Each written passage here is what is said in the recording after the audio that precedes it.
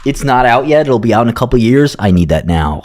Out before premium access, before it's out early access. All right, what is this? 𝗓𝗏𝗡𝗦.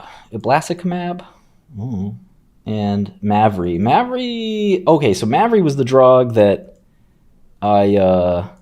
this was very similar to the drug I had when I bought out 𝗕𝗢𝗙𝗀𝗧𝗏. So that is the exact same mechanism of action. 𝗓𝗏𝗡𝗦 and mavrilimumab, which is GM-CSF. These drugs aren't really good for anything. You can see they're trying it for a bunch of autoimmune diseases, but it's really tricky to get these things to really work.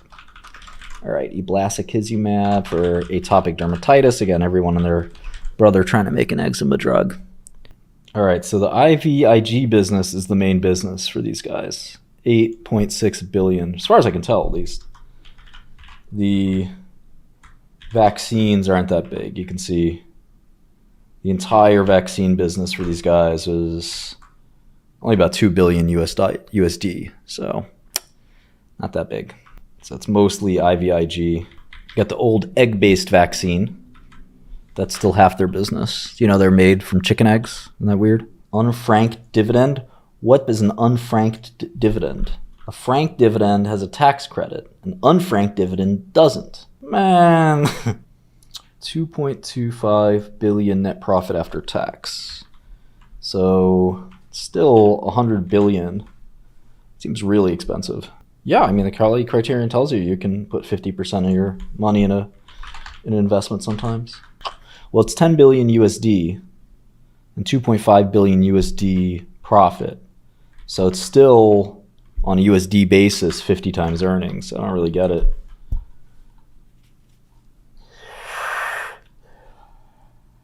I gotta say, it is a really well-run company. Like, they keep growing and they've got a really good position. But IVIG, there could be some risk to it eventually.